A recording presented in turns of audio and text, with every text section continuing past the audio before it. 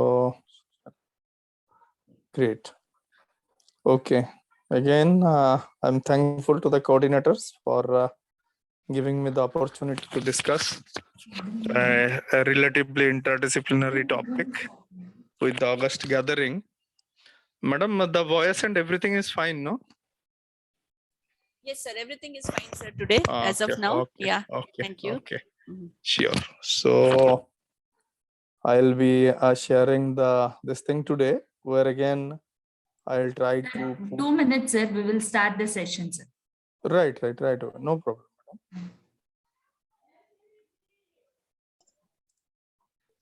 Good afternoon, one and all. I am Savitri H. Would like to extend my warm welcome to all the participants for the third session of Day 3 Atal FTP. A very special welcome to our speaker, Dr. Surjit Debnath. It is a great honor for me to introduce the speaker, Dr. Surjit Debnath. Dr. Surjit Debnath, currently the head Department of Medical Laboratory Technology, Women's Polytechnic, AICTE, Tripura, with more than 13 years of experience in biomedical research and high-level teaching. Dr. Debnath participated in various academic work in institutions of Germany, Denmark, and Hong Kong, besides in premier Indian labs such as AIIMS, IIT Kharagpur, IIT Guwahati, and NBPGR. Dr. Debnath is the recipient of Young Scientist Award from different agencies, DBT, DST, and CSIR, recipient of Tata Trust Grant for CME course in Royal College of Pathologists, London. Reviewer of several Scopus SCI indexed journals published by Elsewhere, Springer, Biome Central. Along with regular academic activities, he is also engaged with several biotechnology companies in northern and western India as a consultant. He have conducted various workshops and talks, acted as session chair in international conferences sponsored by national and international academic agencies. He delivered numerous invited talks in national and international academic gatherings. Currently, he is guiding a group of international students for their internship from Russia, Turkey, and West African countries.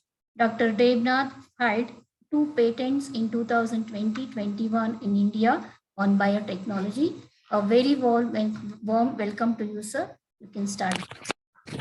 Thank you, madam, for the introduction. Okay, so all over again, I'm thankful to the coordinators for giving me the opportunity to discuss. As most of the teachers are there as a participant, they'll also agree that as the days are going by, teachers are anticipated to become like superhuman. They need to teach in the graduate undergraduate classes. They also need to do a lot of kind of intervention, like innovation kind of thing. And recently, I do not know whether it is this thing in your institutes. There has been much focus on making startups and putting incubation centers in your institutes and so on. So there are a lot many more activities these days that are going on. So if you are like many a time it happens that you have assigned some duties and you are doing something beyond that. Anyway, so I'm sorry for the late. Uh, mm, so today's discussion would be again on a particular topic of biomedical research and development, which is vaccine development. Now, this particular issue has been in much on focus recently. One simple thing all of you can definitely remember, like those who are in our age groups, most of the teachers as well as the research scholars, that in our days when we were very young, the vaccines that we used to take was the brainchild of large collaborative networks of scientists, and it took approximately like like 5-6 years. I would approximately say it will take at least 10 years for a complete pipeline of vaccine development, to do many different kinds of clinical trials in the lab, and then in the industry, and then coming into the market after several regulatory guidelines and things like that. So it took nearly approximately 10 years approximately, from conceiving of a particular concept and then put it in the market. But today, you will definitely remember that during the COVID days, what has happened is within a year or so, multiple different vaccines were ready. So how was this possible? This was possible because, as we have said yesterday, that there is a huge opportunity in automating several repetitive tasks, but through simulations. Okay, and computer science and your field, that is classical mathematics and all, which basically builds the background for doing this kind of computational architecture and design, which eventually leads to the fast track development of certain therapeutics. And I'm very much aware because I deal with this kind of thing every day, and I'm sure many of you are also having the idea that due to the development of mathematical sciences and computational sciences only, the rapid spread of high level computing, or we shall say high throughput data analysis and computation has become possible. So similarly, in the vaccine development has also seen the benefit of this particular development, and therefore there has been many rapid development in this particular domain as well.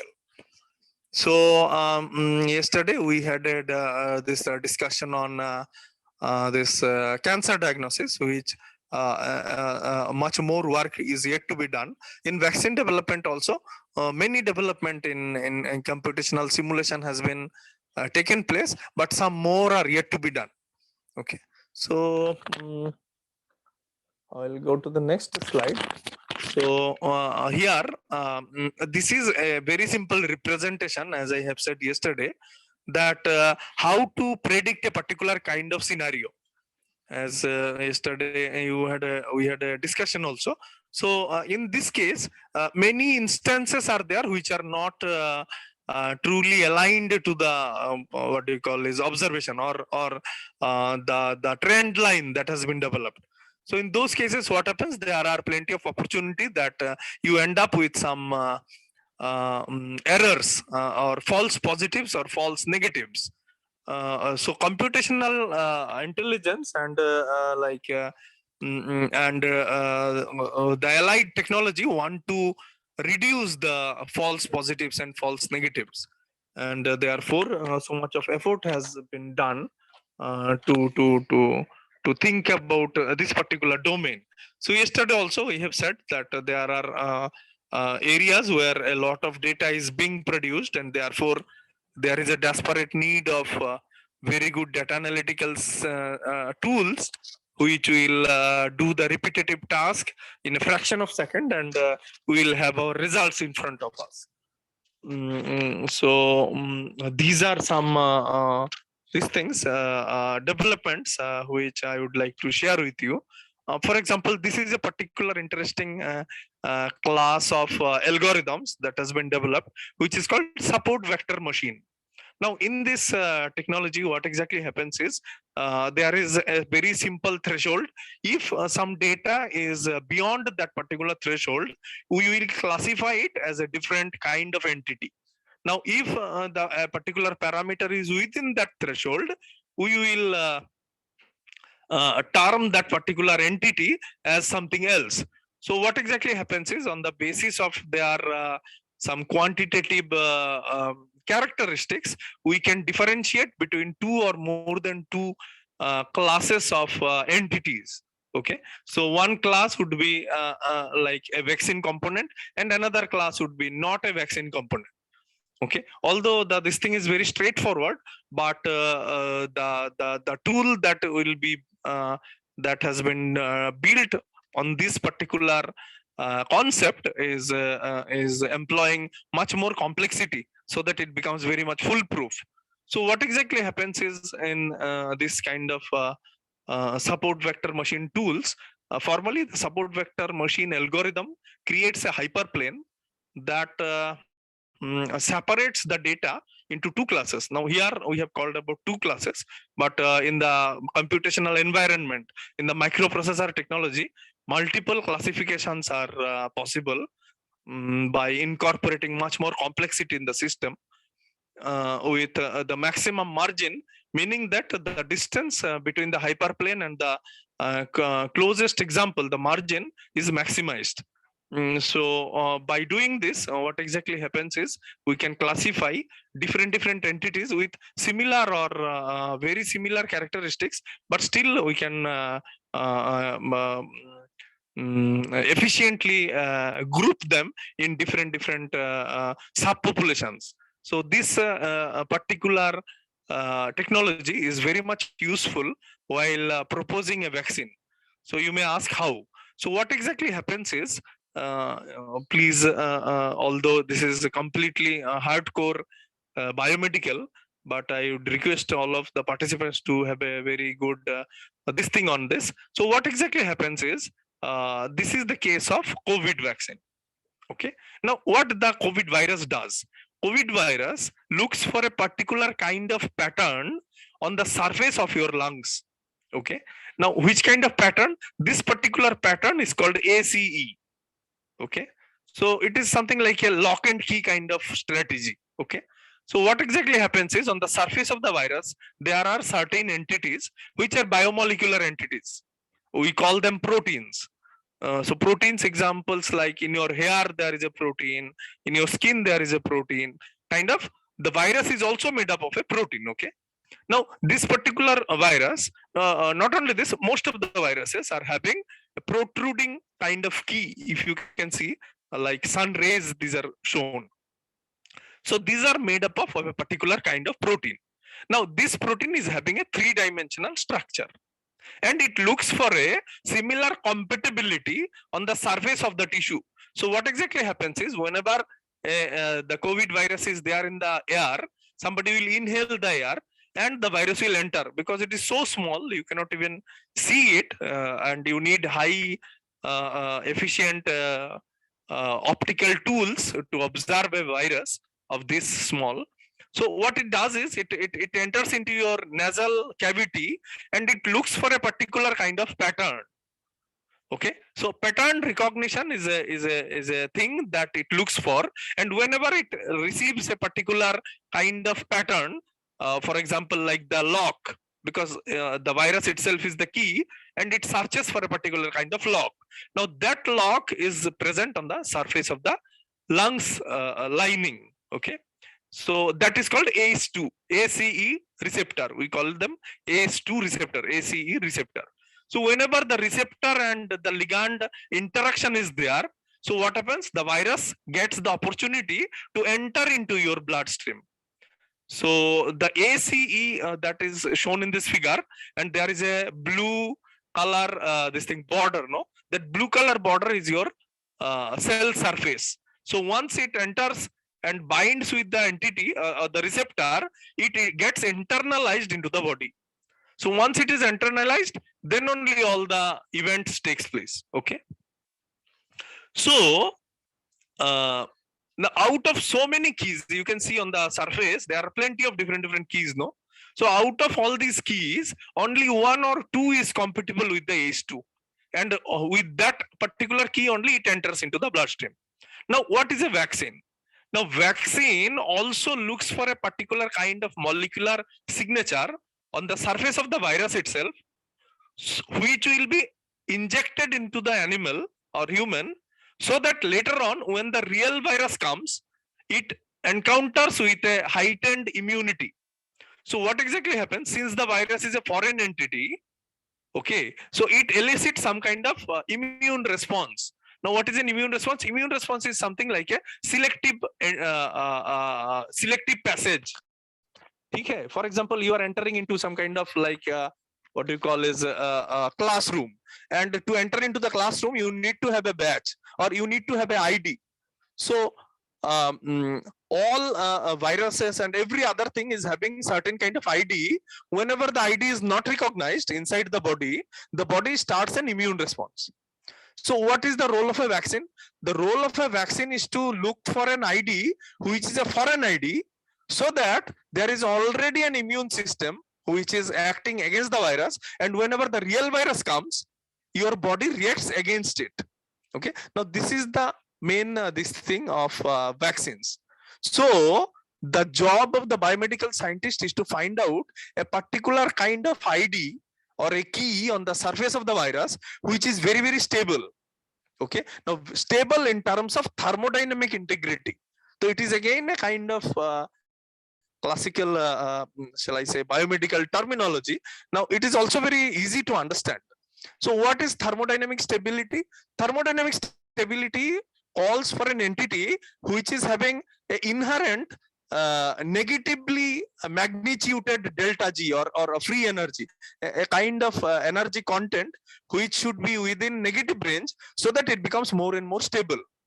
Okay, because the delta G is proportional to another entity which is called degree of disorder or entropy, we call it in our terminology. So what is the idea? The idea is to find out a key with certain what you call ID, and which is also stable. So how it will be stable? So two things are there. You need to find out a three-dimensional structure which is very, very unique and very, very stable also. So it could be a unique structure, but later on it is being found that the stability is so less. So what exactly happens is, once you design or develop a vaccine, the vaccine will be injected to the human body. Now, when entering into the human body, if the vaccine is destroyed, because inside the body, so much of dynamic environment is going on. Let me give you some example. For example, so much of ionic charges is there in the body. And then there's so much of rapid changes in the pH or hydrogen ion concentration is there in the body. So many diverse environment. Okay. Now, in that diverse environment, your vaccine should be stable enough, isn't it? So previously, when like polio vaccine was developed, or say we can say about some BCG vaccine.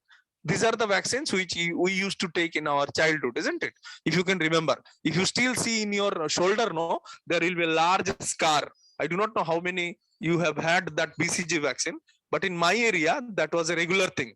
The people of my age group, those who are in 40-50 age group, they'll everybody is having that particular scar on the shoulder or in the forehead.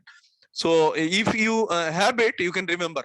Now, those were the days when each and every step of the vaccine development should have been done inside a mouse or in a petri plate. It was so much tedious to find out a particular kind of molecular signature which is stable as well as unique, so that it represents that particular virus only. Otherwise, what will happen? You will take a vaccine against one disease and you will be immune to many more diseases. But this is not possible.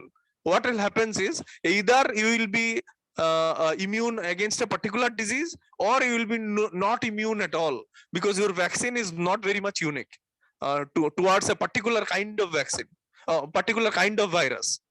So what exactly happens is, previously, all these things we used to do inside a mouse or in a test tube. It would have been taken a lot of time.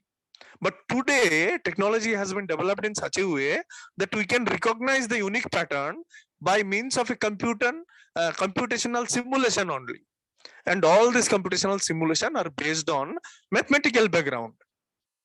And therefore, it makes sense, because there are plenty of genius mathematicians who have proposed this kind of strategy. They have found out that there is an inherent ability of computational or shall I say mathematical terminologies to find a particular kind of specific pattern. On that pattern is something like a formula that you use for your computation. So if that particular pattern recognition can be done in an automated process, then what will happen? There will be a significant improvement in cost You need not to sacrifice a lot of animal. So what do? We do all kinds of simulation in the computer, and later on, during the phase 2, phase 3 clinical trials, we will put it into the human, isn't it? So that we have already have a very good security profile of the particular vaccine. Understood. So previously everything was done in a wet lab. Today many things are done in the dry lab, and then the rest of the experiments are being done in the wet lab. Anyway, I do not know how much I have able to comprehend, but during 2020 itself, we reported some of our small observations and on COVID-19, which has been published, as well as forecast by WHO also, which looked for a particular kind of pattern in HLA, because some people were very much immune to the virus, although they are not maintaining so much of social distancing, this and that, but there is an inherent reason behind this. So it's again, some people are very much prone to particular kind of infection, and some people are not. So that which is already everyone knows this, but for what was the reason behind that, we try to explain it in our paper. Anyway, so we'll also have a little video, so that which will help you to understand that how exactly COVID infection takes place. So I'm very much sure that most of you are already aware of it, but in a molecular level view, if you want to have an insight, which may also help you in later course of your research and your like intellectual development, I think it will given an opportunity, we will share that video. And one more thing, okay, so we'll have the video now. So madam, coordinator madam, if we can have the video that we have shared. It is only to give a like brief idea that what exactly happens when a COVID infection takes place. I think it is still in within context only, because the rest of the development has been done with the help of mathematicians and computer programmers who have written excellent codes, so that the most of the things becomes automated. Okay, so there would be this. Which one, sir? Which video? First video, madam. Video. First link. One first link is there, I guess. So in that video, they are trying to show it has been produced by some third party, but it is a particular this thing only. Madam, I skip it. One skipping option will come. This is an ad.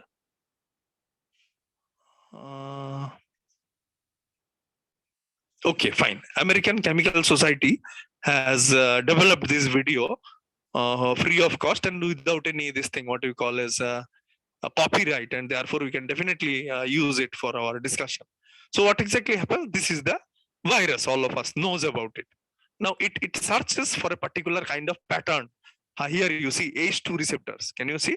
So this particular pattern is there, and the virus looks for this particular pattern only. So whenever it finds it, then only it will bind. If H2, if some person is there who do not have H2, what will happen? The person will be completely immune to all sorts of COVID virus. Okay. Now here you see the attachment takes place. Can you see? Now the internalization has also been taken place. Okay. And now what has happened is yeah, here you see. Okay. So internalization has taken place. Now inside the cell, different things will appear. Okay. So this is the classification of that virus. When the virus did not come all on a sudden, many of us may not understand, may not remember that there was one more flu virus and then swine virus. Can you remember? So those were all classes of this particular virus only. Anyway, so what exactly happens is this virus enters and initiates a chain of reaction, so that it enters into the blood and then enters into a particular kind of tissue and eventually brings about so much of distress that is taking place. That is reduction of oxygen concentration, and then fibrosis of the lungs, and then eventual multiple organ failure in those patients who are having some comorbidity. Okay, madam. Okay, madam. Fine.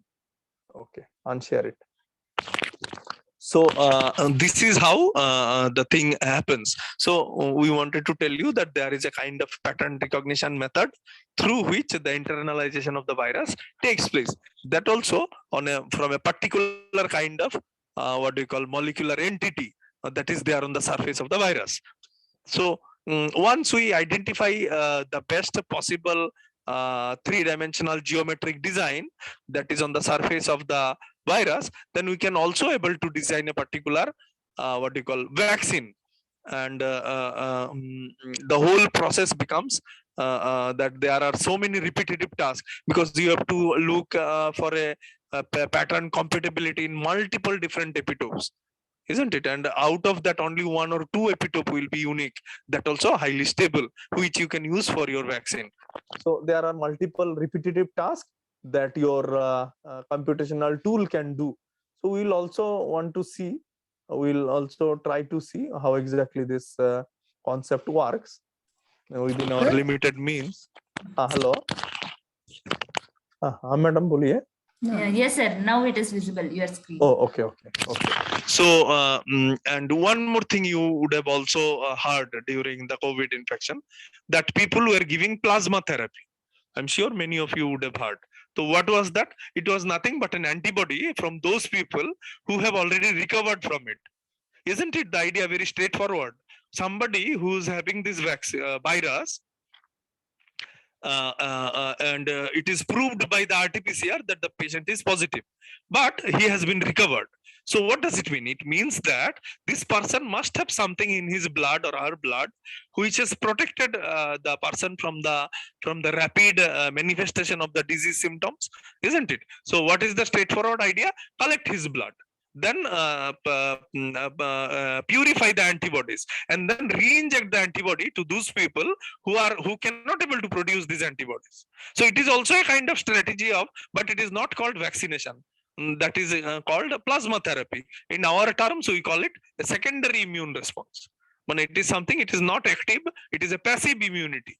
So you are not having the vaccine inside, but you are having an antibody which has been produced by somebody else. So that strategy was also there, and both the strategies were successful because there is a rapid development of the machine learning tools, which will help us to identify the epitopes very rapidly.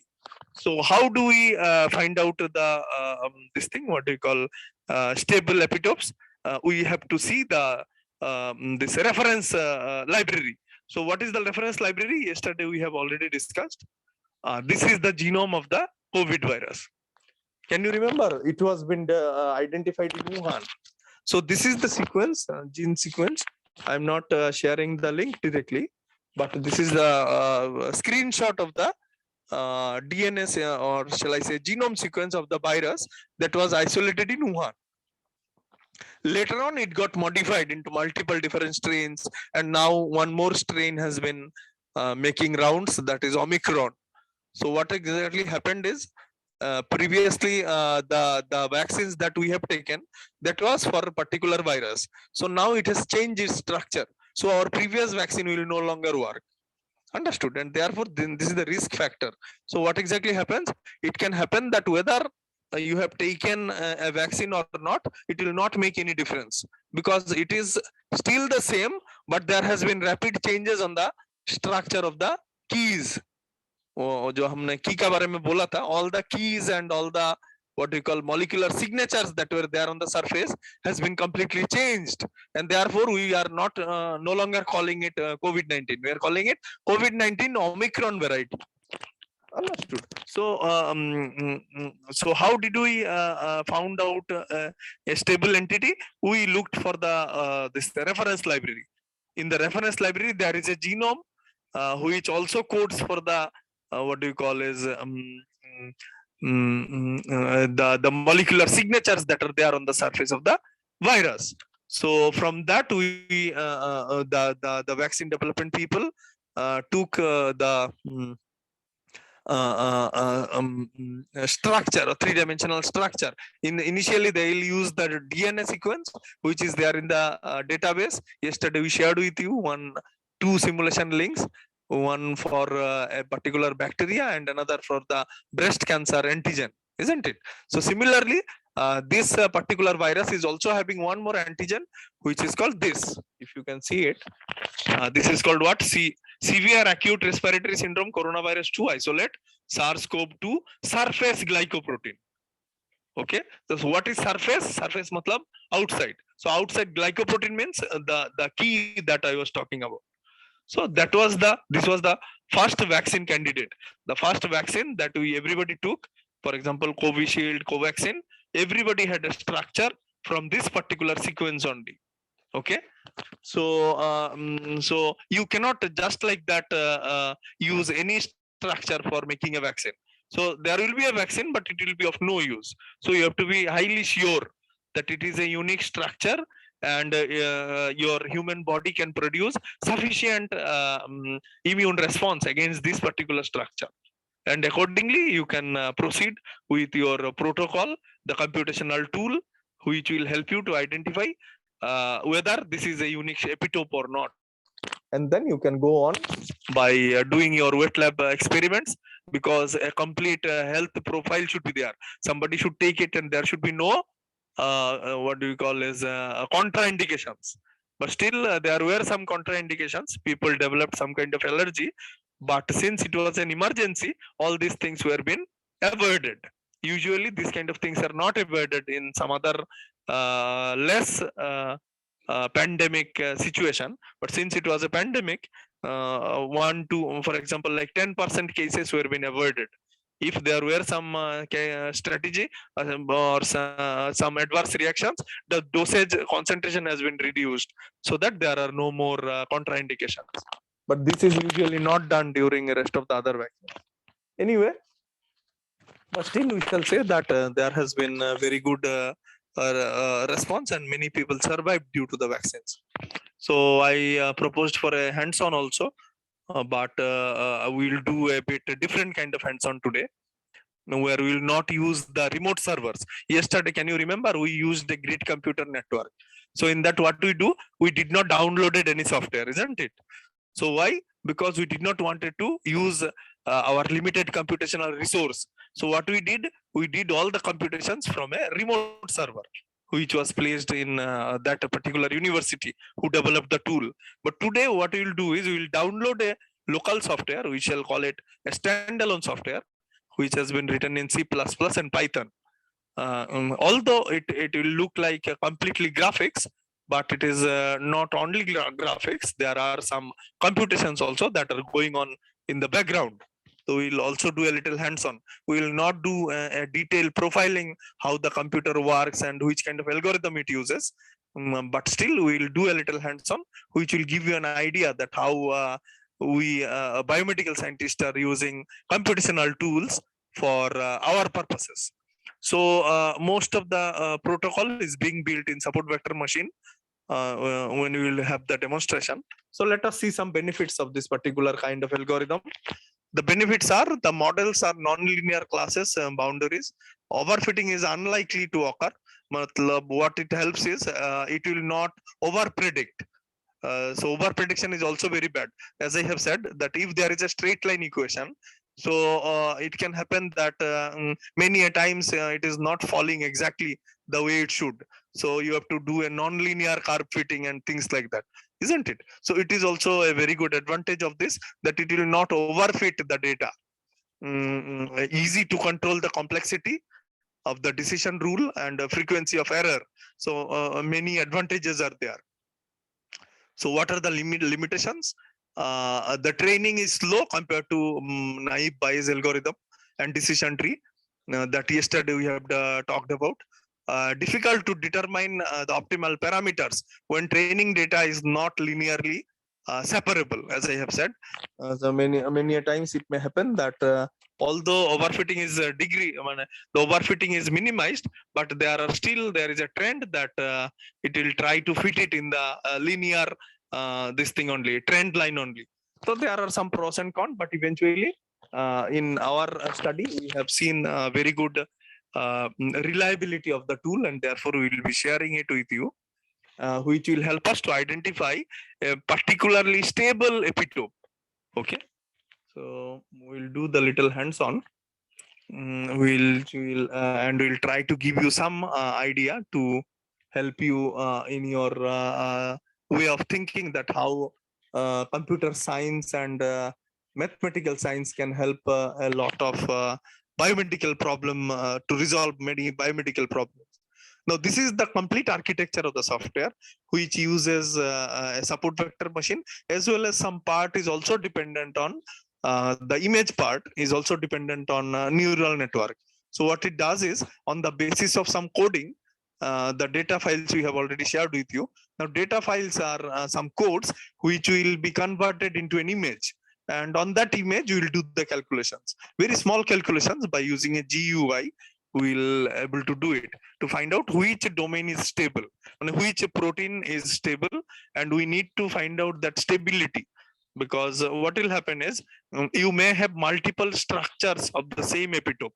One epitope you have to find which is very stable, and then you have to replicate the whole thing, isn't it? So what you do is you find out a particular strain of virus.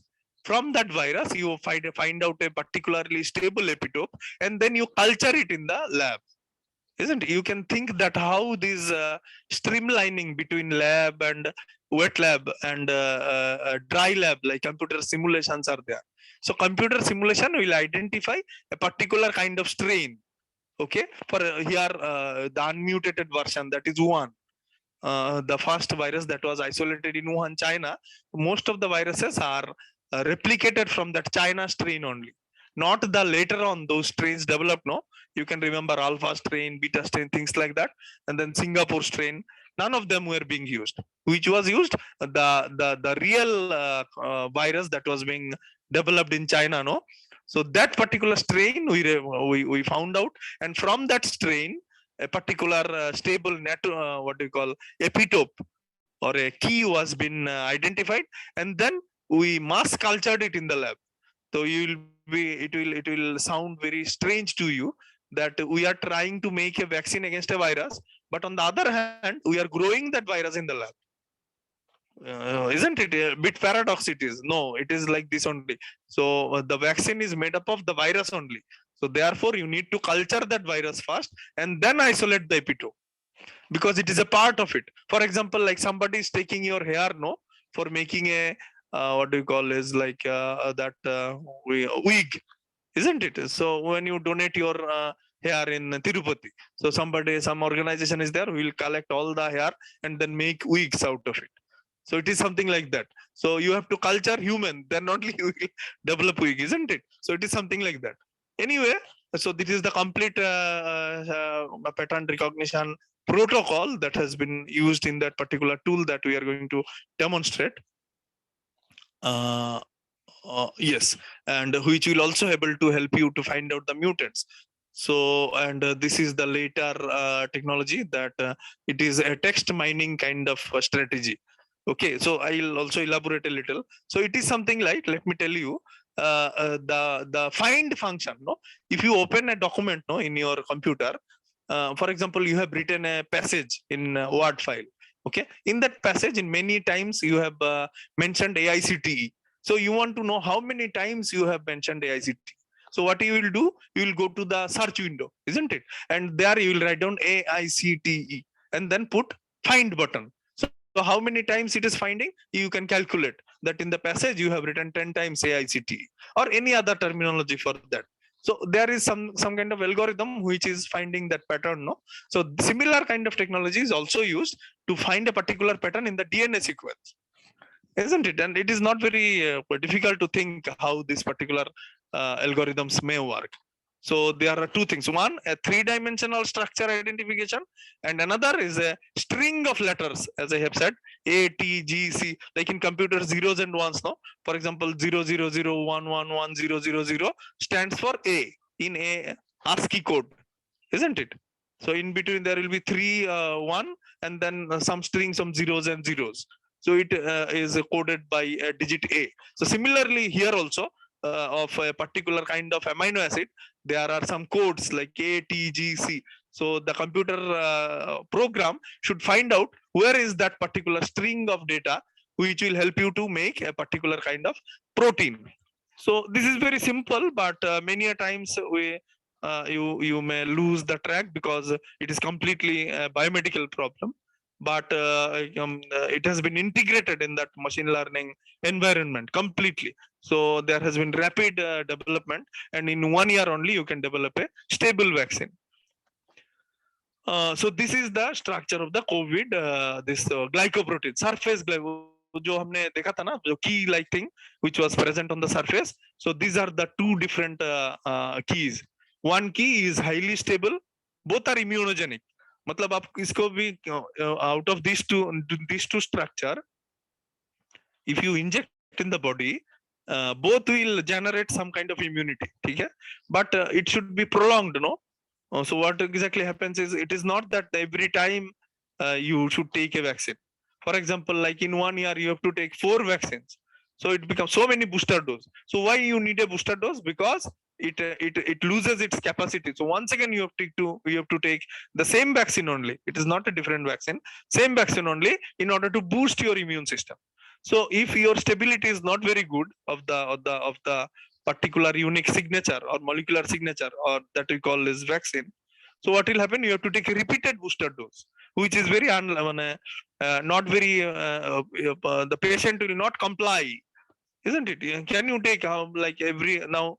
Previously it was been proposed that every 46 days, twice after 46 days you have to take one more vaccine. Later on it was been proposed that you take after 86 days. So it is good, but if it have been like every month you come and take one injection, it is very uncomfortable, isn't it? So you need to have a prediction, but that prediction should be good. Good means in terms of thermodynamic stability, isn't it? So here there are two figures, no? So one figure, you can see the full rainbow of colors is there. So what does it mean? It means that the energy landscape is unstable. It is a good vaccine, there is no doubt, but you have to take repeated dosage of it. So this is not anticipated, isn't it? So you want a particular vaccine which is stable. So how you will find out the stability? In terms of thermodynamic stability. If the delta G is within negative range, it means that the atoms are stable. Okay, so there are two photographs. One is ASN45 gly. So what does it mean? It means that there was asparagine residue at the 45 place. We replaced it with glycine. So then what happened? It will remain. We are trying to do this for increasing the stability, but it is not increasing the stability. As you can see on the surface of the protein, so many colors. So many colors means different delta G values. Okay, in kilojoules per mole. But on the right side, the blue color thing is there. Only a small part is red, isn't it? So what does it mean? It means that basically the whole molecule is stable. Okay, so if the molecule is stable, what does it mean? It means that it will circulate in the body for a prolonged period of time. And all these calculations are done in quantum mechanics force field, which is again a Nobel Prize winning strategy that we have. I think I have said previously also, as I have said that computer science people are getting this thing, what do you call, or mathematicians are getting a Nobel Prize for medicine for discovering this force field method, through which by computer only we can find out which molecule is stable. Now stability can be applicable in many ways, not only in what do you call is vaccine, but in multiple ways. For example, I give you one more example. For example, like every day you are using detergent, no? So in the detergent also there is a particular enzyme. Okay, we call it subtilisin. So what will happen? For example, in Chennai, the salinity of the water is bit more.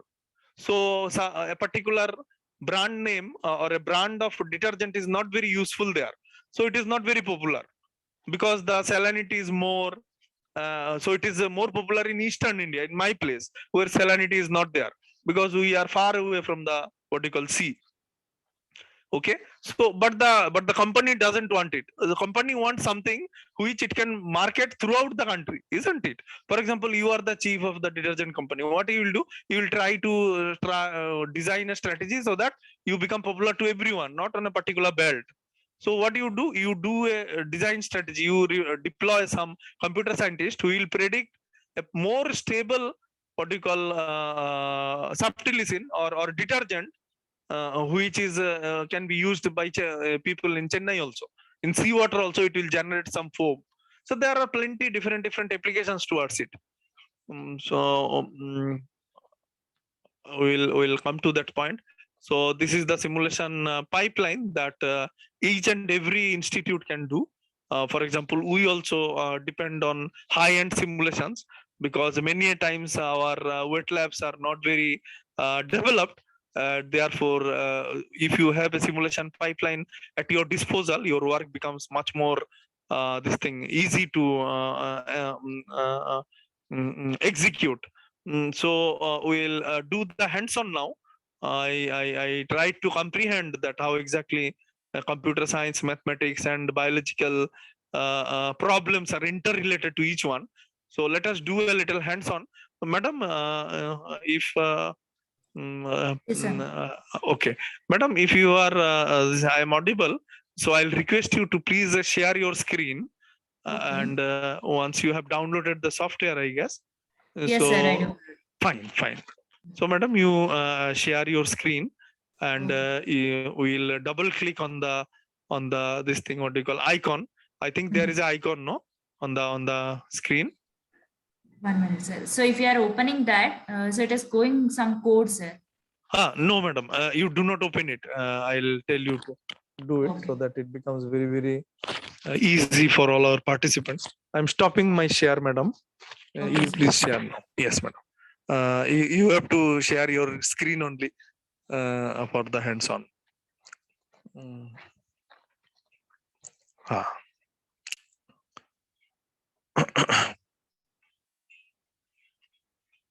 Yes. Okay. So, okay. Madam, close it. Most of the thing you have done only, but we will do from the beginning. Close, madam. Everything you close. All the thing you close, so that any participant who have already, madam, double click the icon after closing all the windows. Double click the icon. It has come now. Now this code window will close it. Okay. Now, okay, you double click it, madam. Okay. Now here also you click it, close it, madam. This window. Yeah. Okay. Now this is the work pane on which we will do the little simulation. So, madam, I'll request you to put, no, do not maximize it, madam. Let it be minimized only, so that hand in hand we can do the simulations. So, madam, put the whole screen and the right corner, so that one more screen will open. There are two data files, no? We'll handle both the data files all together, so that our participants can understand. You put that window. No, madam, no. The software, once you have downloaded, no, that was the icon, I think. You please minimize. हाँ madam, इसको minimize कर दीजिए.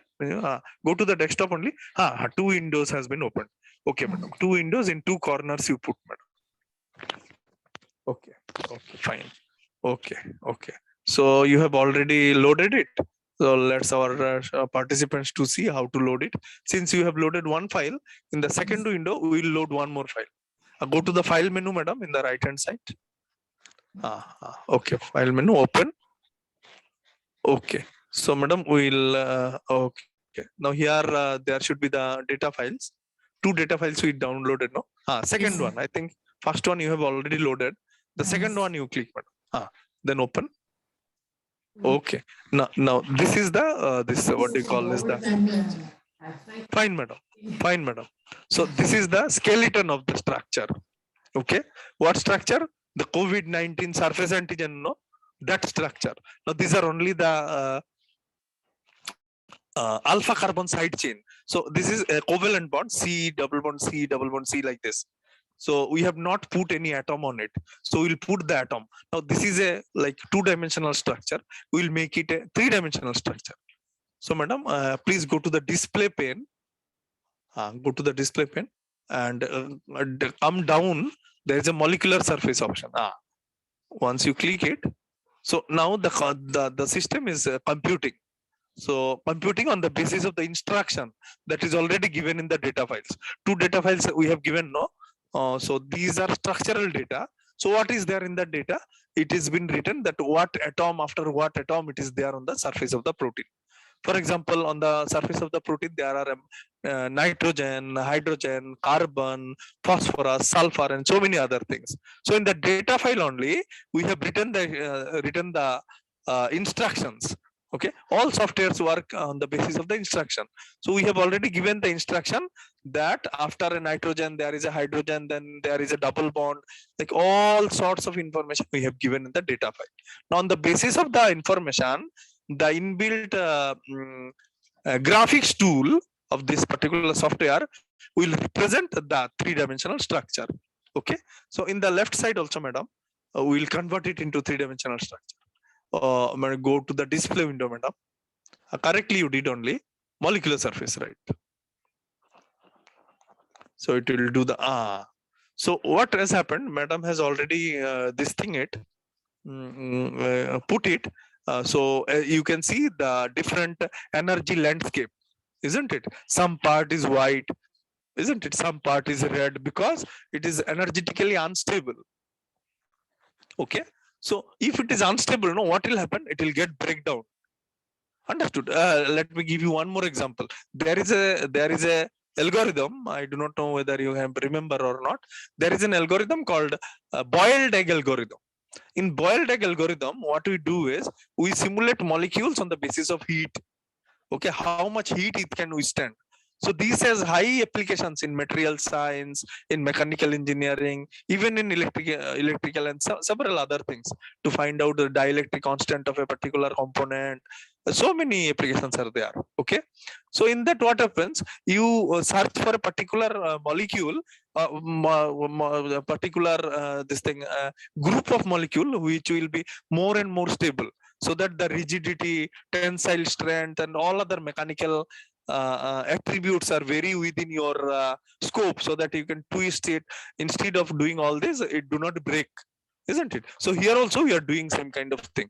What we are trying to see, we are trying to see a pattern where it is highly stable. So if it is not stable, no, all the work is waste.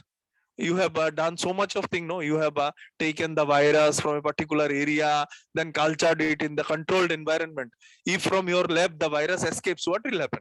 So many people will die, isn't it? So you have to make sure that there is a controlled environment. So these are protocols which should be taken care by a biologist, but still you can think of the complexity of the system, no? So what exactly happens is you are doing so many things to find out a particular domain only, very small, very tiny, that electron microscope can also not see. Electron microscope is a very high level, what do you call, is a method, no, to find out, because it uses electron beams to observe a particular molecule, no. You cannot see this particular protein by electron microscope. You need to do something else, which is called X-ray diffraction, in order to find out the structure of the protein.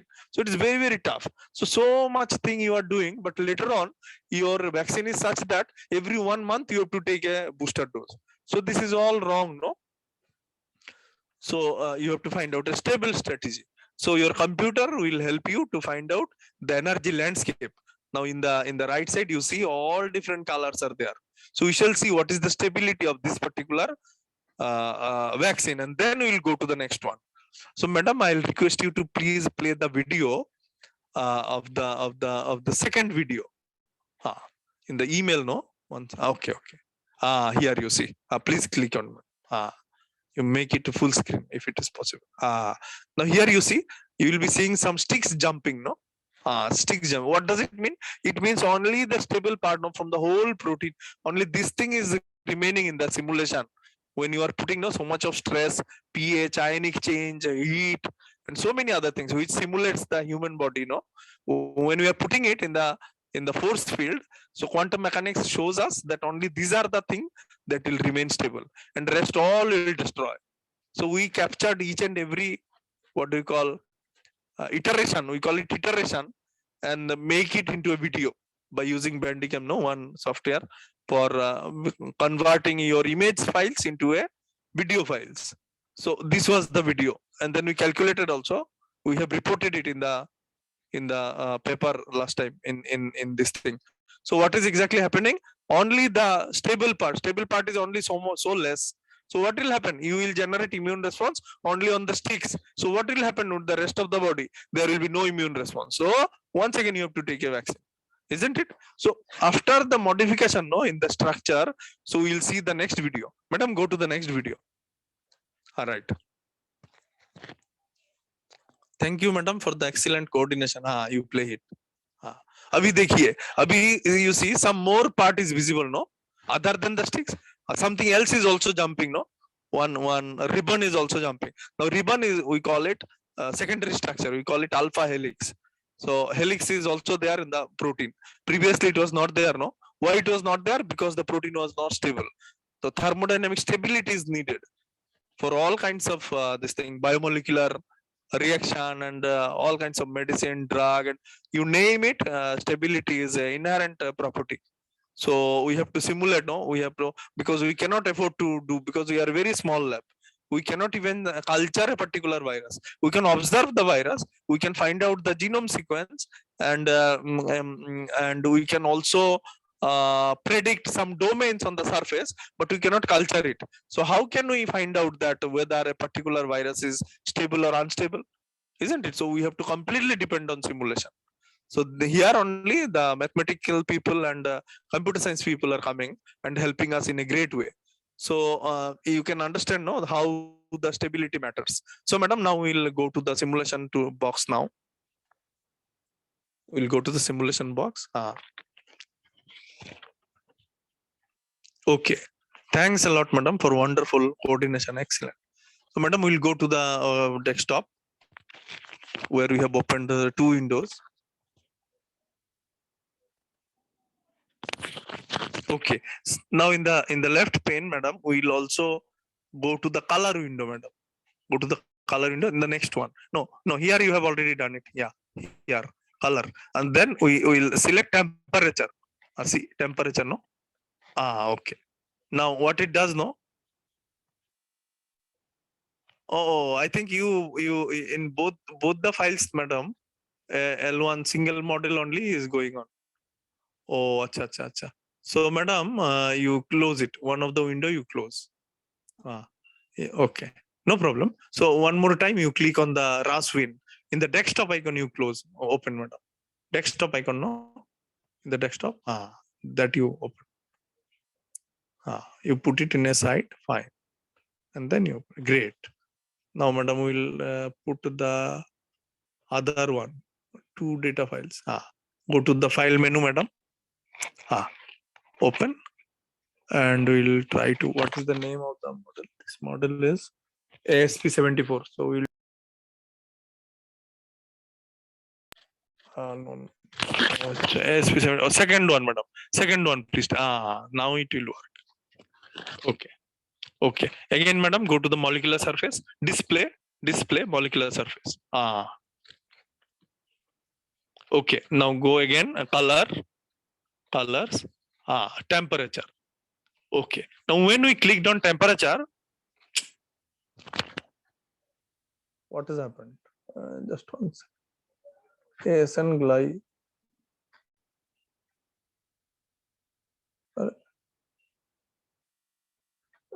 No, madam, no. Minimize it. Achha, madam, go to the next this thing. Go to the next one, and then put colors. Put colors. Temperature. Let's see what happens. Okay, fine. So what has happened? These are two different structure of the same spike protein only. One, when we click, no, in color temperature.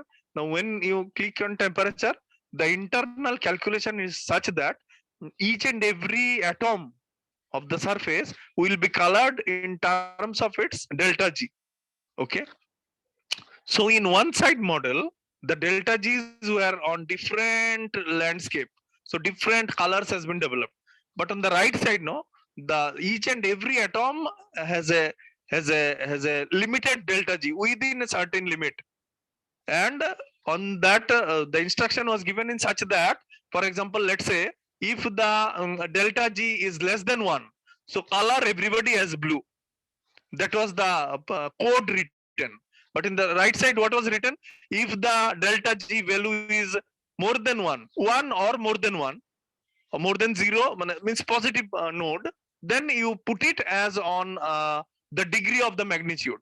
So somebody has become red, means what? Very high delta G, highly unstable domain. then there is some green and some other also. For example, from plus 10 to plus 50 kilojoule per mole blue color, plus 10 pink color, then plus 50 to plus 60 purple color. So like this it was been written, and therefore a very degree of color you can see. But in the right side, because each and every atom is within the negative range, therefore each and everybody has colored into blue color. So what does it mean? It means that the identified domain is very stable, and we can use it as a vaccine candidate. So it is just a simulation, just a prediction. It may happen that your predictions are incorrect, so you have to cross check it with other some high-end simulation tools which are not free.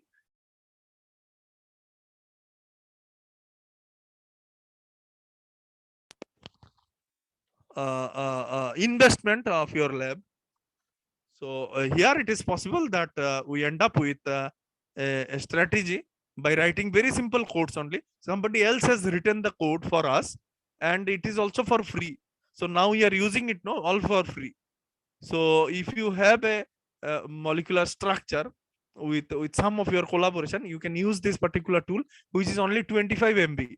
Very small space is required, but very efficient. It can identify which molecule is stable. Otherwise, you need to deploy a very high-end computer program to find out the overall stability. The last the video we produced, no, we produced from that tool only, which is not free. Anyway, so these are different methodologies that biologists and biomedical researchers deploy in order to find out value in their work, and it also helps to reduce cost. As I have said, no, you have to culture the virus first and then put it into a container which do not leak, and control a particular kind of temperature. Can you remember what was the how the person had given you the injection? If you remember, while you have taken the vaccine, somebody is there with the freezer, isn't it? Because you need to preserve the temperature in such a way that your molecule is not destroyed. It is something like preserving non-veg items in the fridge. So why you put it in the fridge? Because these are perishable items, isn't it? Why you put your egg or chicken or things like that if you are a non-veg?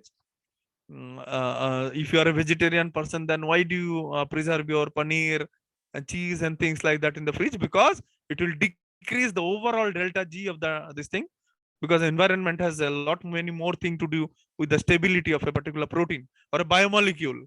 A biomolecule means something which is have a living, what you call, interface.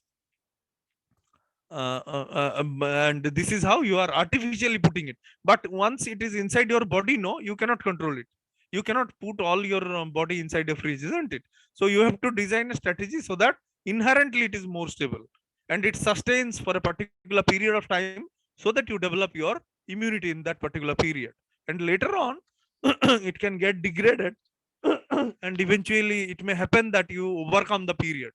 Because now what has happened, after many days, your this thing is it may happen that there are some memory cells that has been developed in the body, and you are immune to that particular virus for which you have taken the jab.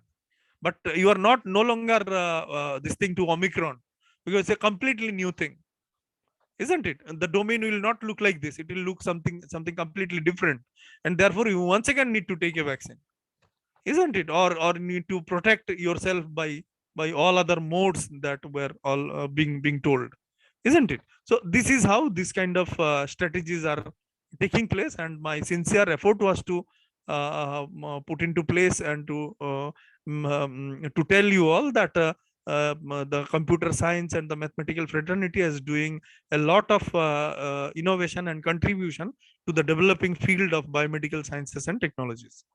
So yesterday there was a discussion on, Madam has pointed out that there could be definitely something that can be done on regression modeling and things like that.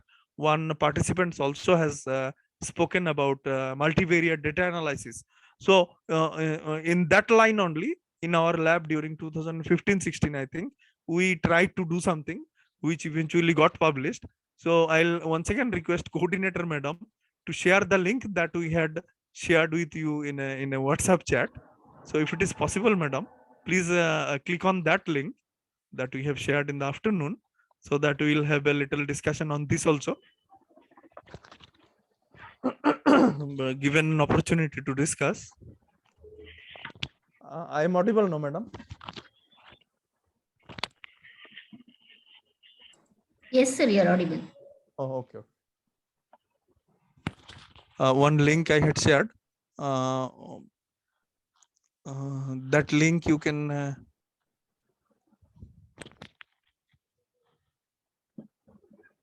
Great. Okay. So this is a very old and very classical journal of community medicine. So community medicine in India, it is a premier organization which looks for solution in community. Okay, community health, or shall we say public health.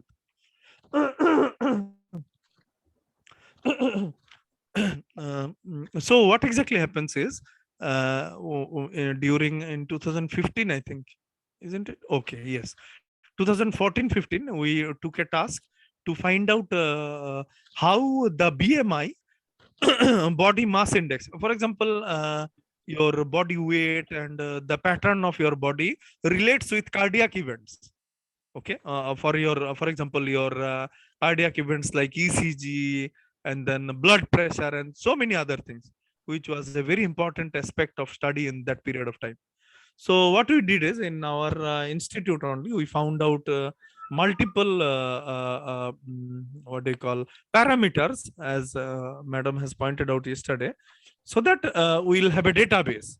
And then madam, you please go a little up so that we can read it out, what exactly was the this thing. Okay. Okay. No, see, and this was the background. We wanted to understand. Okay. We wanted to understand that how these parameters, the multi parameters, yesterday we were talking, the BMI, then waist circumference, then waist to height ratio. These are very simple tools. Our diploma students have only done this, to the collection of the data. And then we used a certain strategy to find out what exactly is the relationship between them. So in the materials menu, materials and method, you can see it. That was a this thing only, cross sectional study, and we found out with some insight, not a huge, because the number of candidates were not very huge, but still it identified that there were two independent parameters. One was BMI, that is called body mass index. Another was waist to height ratio. Okay, so we found out that BMI compared to other parameters are more significantly correlated to elevated blood pressure in the young adult students. So so again, the data is biased for a particular kind of population, and we have collectively mentioned that the data is biased to a particular kind of population, and therefore the observation holds true for this particular population only, not for a general population. So the observation cannot be said that it has been done of the full population of our state. It is not that. Only a group of population we have observed. Madam, please go a little down so that they can understand that what exactly is going on there. So we described our methodology, and eventually found out that then among many anthropometric measures, a particular anthropometric measure is highly, what do you call, correlated to a particular kind of disease, not disease, a particular symptom, which will help us to predict that if the BMI is beyond certain limit, the person can develop hypertension, although he is in adolescence, or she is a young adult. If it is beyond certain limit, it can cause hypertension. So similar studies can definitely be done in not in an advanced scale, but in PG level or in UG level also. If you can undertake this kind of projects, we are very happy to collaborate. If you can propose some more models that we can deploy. So madam, please go a little this thing down a little more, so that the tables can be displayed. And let me tell you, this has been this thing in Index Medicus, which is an established norm for medical studies to be reported in a certain way. And this was been cited also by at least 4 or 5 other authors. Later on, madam, the statistical analysis part, which is could be of your this thing interest, and we defined the variables that we have taken, each and everything, and later on there should be a table. There should be a table. Okay.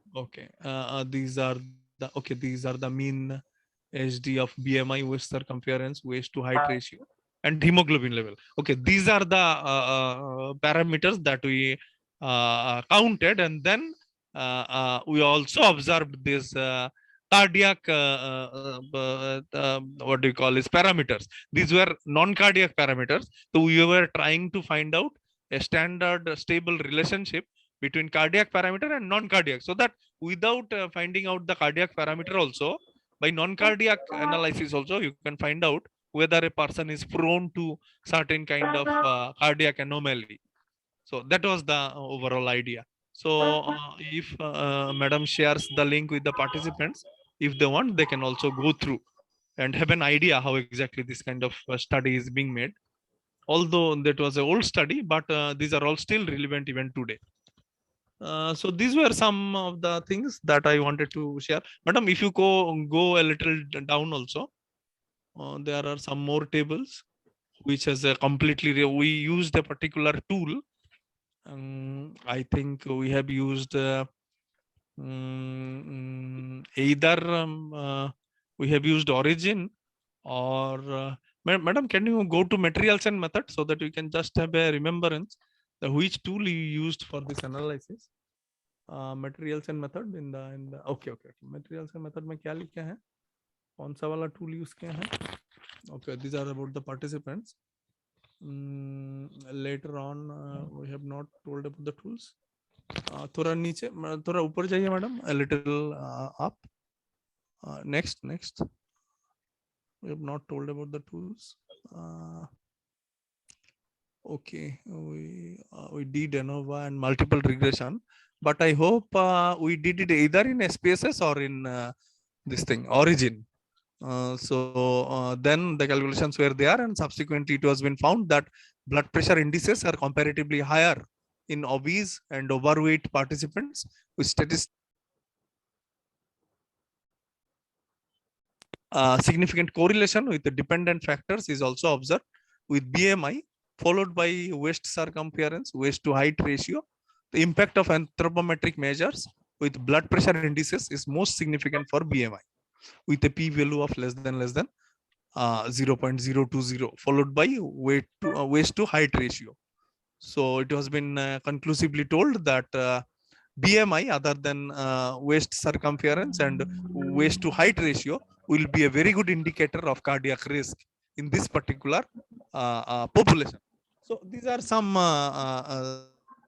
this thing what you call is ideas that we wanted to discuss with this participants, and I sincerely hope and wish that they would have some this thing so that they can also channelize their work towards these biomedical problems that are there around us. So by saying so, I would like to conclude, and if there are some queries, I'll be very happy to answer them.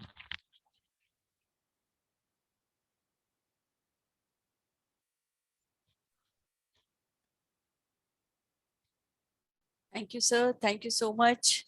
Are there any questions from the audience? Any queries, any questions?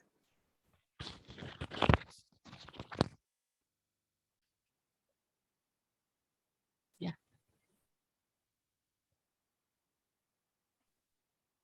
So I think, sir, there are no questions as of now.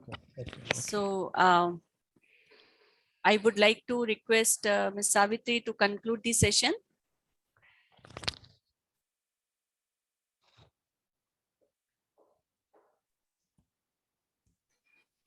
I would like to thank all the participants being a part of this session.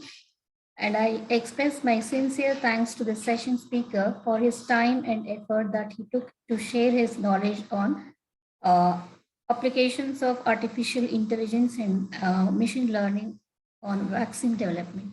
Thank you, sir. Thank you for your wonderful presentation and the very enriched information on.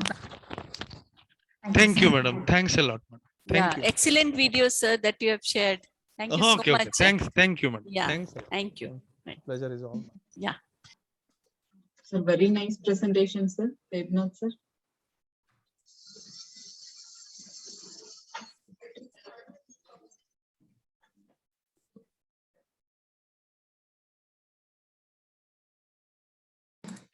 Participants, you can submit your feedback. The link is shared in the chat box.